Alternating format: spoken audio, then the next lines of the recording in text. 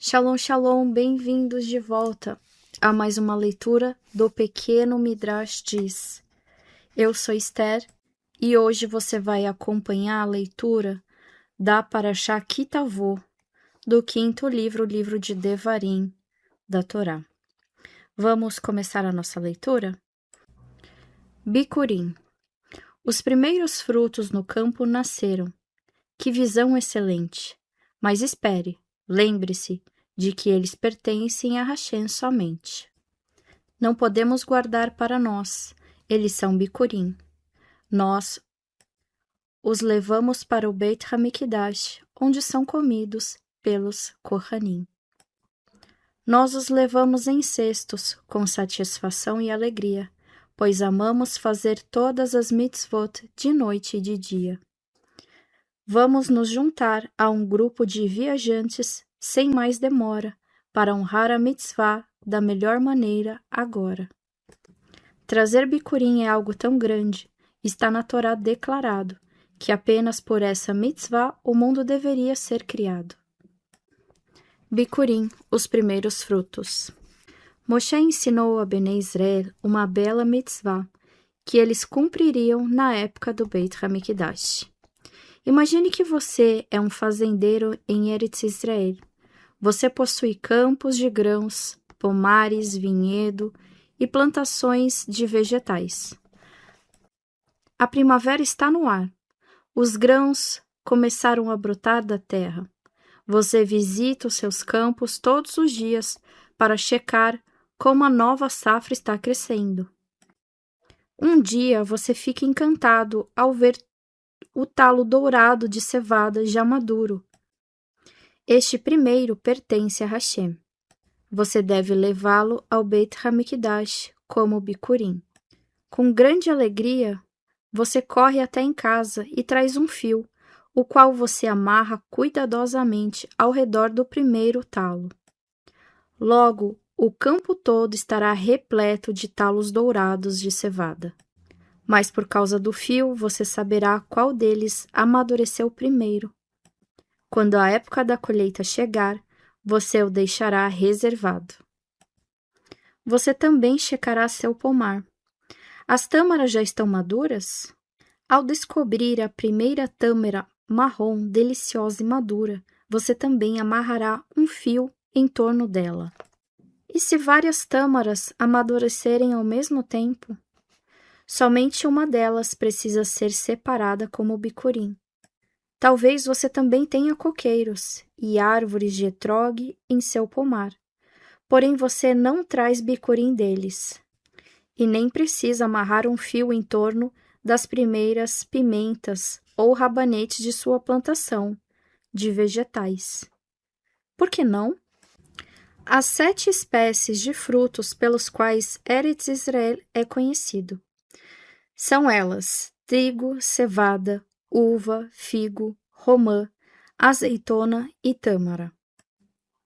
Os bicurim são trazidos somente destas espécies. Estas 7 espécies de frutos não amadurecem todos ao mesmo tempo. À medida que cada um vai ficando madura, ela é marcada e reservada, até todas as espécies ficarem prontas para serem levadas ao Beit HaMikdash. Se você tem medo de que uma das frutas apodreça, você a seca. Isto a preserva. Por exemplo, uvas passam pela secagem e viram passas. Você pode trazer seus bicurim ao Beit HaMikdash em qualquer momento, entre Shavuot e Hanukkah, mas a melhor maneira de cumprir a mitzvah é trazendo-os até Sukkot. Os bicurim são um presente para Hashem. Se você dá um presente a um amigo, você o embrulha bem bonito. Você também deve arrumar os bicurim de forma bem bonita em um cesto. Você não viaja até o Beit HaMikdash sozinho.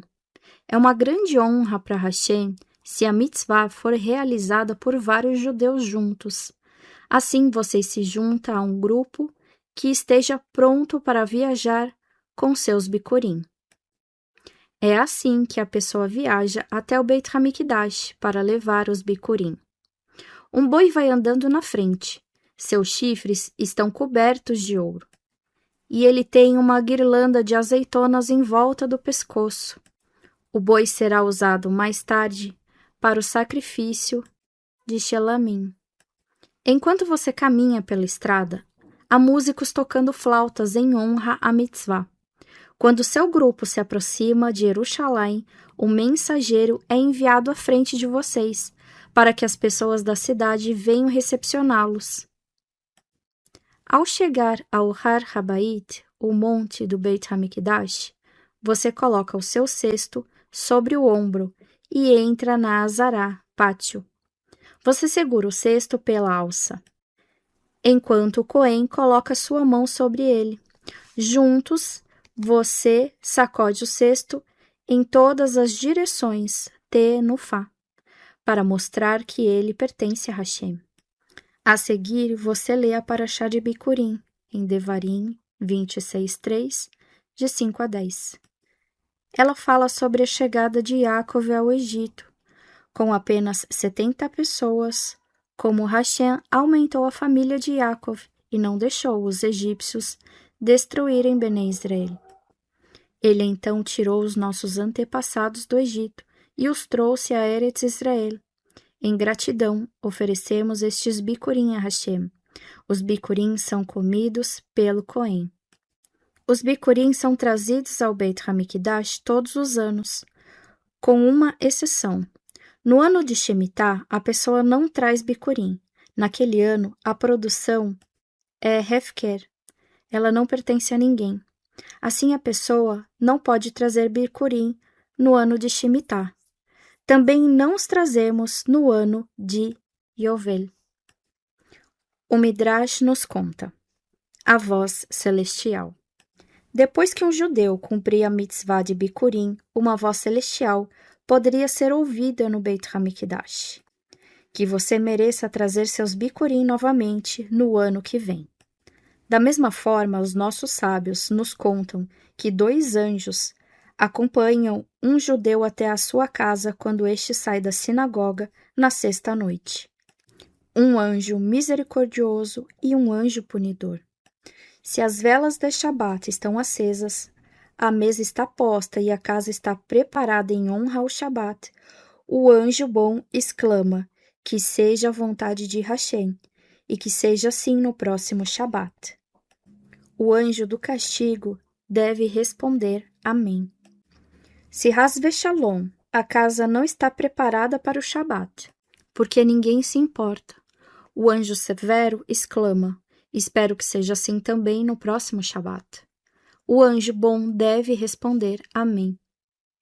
Sempre que a pessoa faz uma mitzvah, ela cria um anjo que ajuda a realizar mais mitzvot. Se ela faz uma haverá, ela cria um anjo mau. Os judeus devem declarar que separam todos os Masrot. Os membros do Shevat Levi recebem vários presentes de Bnei Israel. Estes incluem terumá para o Cohen e Maaser dízimo para o Levi. Todo judeu também precisa separar o Maaser Sheni, o segundo dízimo, e comê-lo em Jerusalém. Em alguns anos a pessoa dá, e em vez disso, Maaser Ani, o dízimo para o pobre. A pessoa deve seguir vários dinim, leis, para cumprir a mitzvah de forma apropriada. Ela não pode separar menos que 1/10 da colheita da primavera, achando que poderá compensar isto dando mais de sua colheita do outono. Ela também não pode comer seu Maaser Sheni enquanto está de luto por um parente morto que ainda não foi enterrado. Quem checa se a pessoa separou a quantidade certa de cada tipo de Maaser? Ninguém. A Torá ordena que cada 3 anos a pessoa se certifique de que realmente separou as quantidades adequadas de Maaser de sua colheita. Se ela verificar que não, então deve separar o Maaser naquele momento e dá-la a um Levi. Ela deve dar também terumá e halá a um Cohen. Se ela não separou o Maaser Sheni, ela deve fazê-lo agora e levá-lo para Jerusalém. Se ela não separou Maaser, Ani, quando deveria, ela então entregá-lo-á agora aos pobres. No último dia de Pêssar, no 4º e do 7º ano de cada ciclo de Shemitah, um judeu deve recitar o Vidui Maaser, que é uma declaração de que ele cumpriu todas as leis de Maaser. Isto o ajuda a ser cuidadoso ao separar o seu Maaser corretamente, já que ninguém quer mentir para Hashem. Depois do Vidui, ele pede a Hashem que abençoe Bnei Israel com chuva e com uma produção farta e saborosa. Isto é o que Hashem prometeu a Bnei Israel, se eles cumprirem as mitzvot. O restante do livro de Devarim. Moshe terminou de ensinar a Bnei Israel quase todas as mitzvot. A partir daqui até o final do livro de Devarim, ele os encoraja a cumprir a Torá. Ele fará um novo trato com eles, tal como o trato que fez com seus antepassados no Har Sinai, e ele lhes dará bênçãos e maldições. As pedras monumentais. Hashem ordenou a Moshe: junte 12 pedras bem grandes nas planícies de Moabe. Escreva a Torá sobre elas. Moshe fez conforme Hashem ordenou. As pedras eram para lembrar a geração de que entrou em Eretz Israel, que ela devia guardar a Torá. Somente se eles cumprissem a Torá, eles permaneceriam na terra. Hashem ordenou que mais 2 conjuntos de pedras fossem feitos pelo líder seguinte, Yehoshua.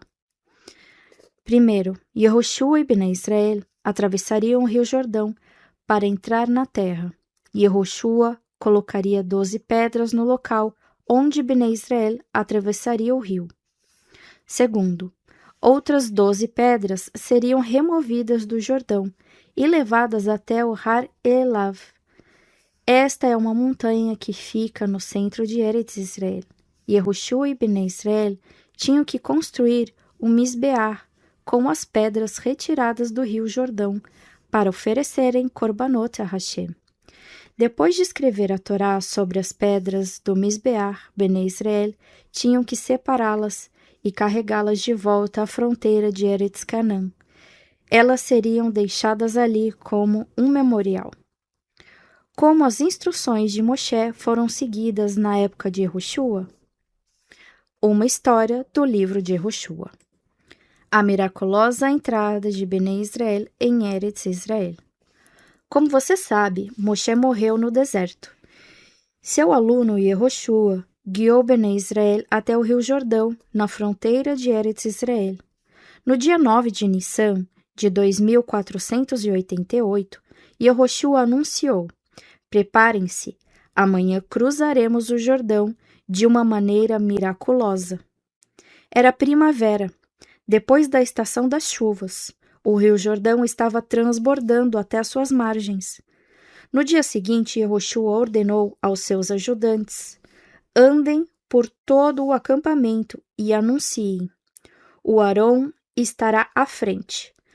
Todos devem segui-lo, mas mantendo-se a uma certa distância por respeito a ele.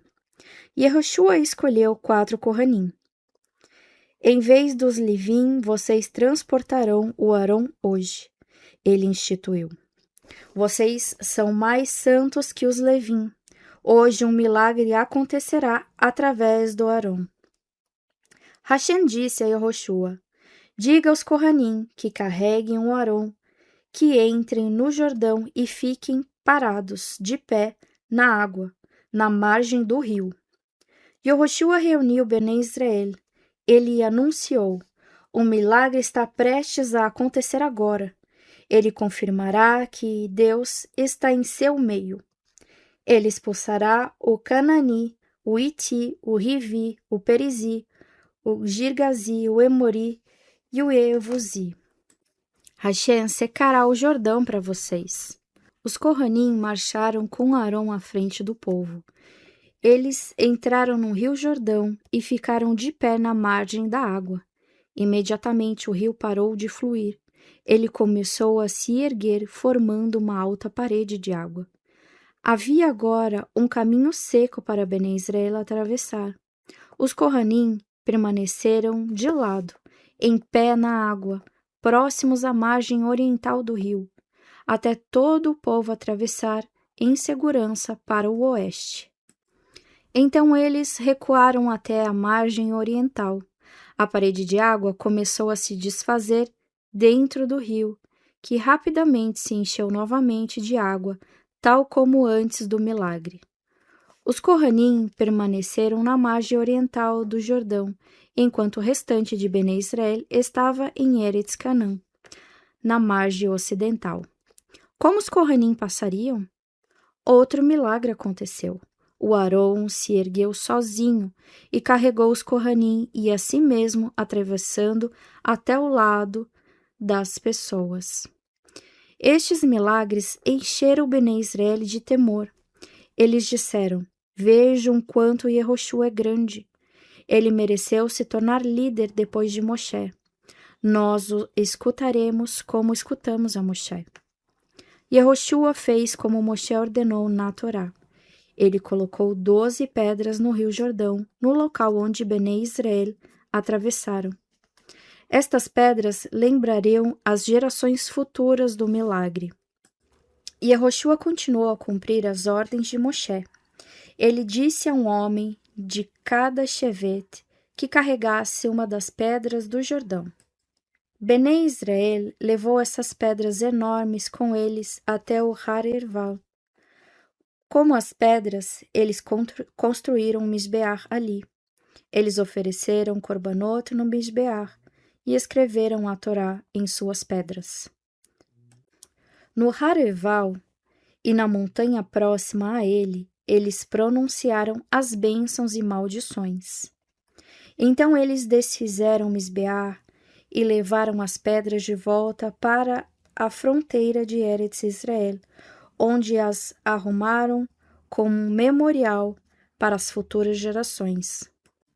Todo judeu que entrasse em Eretz Israel veria estas 12 pedras sobre as quais estava escrita a Torá. Ao perguntar: para que isto? Era respondido para ele: elas mostram que Hashem está dando a terra aos judeus na condição de que eles cumpram as mitzvot. Fim da Parashá Kitavô, leitura do Pequeno Midrash diz. Nós nos vemos então na próxima semana. Shalom, shalom e até lá.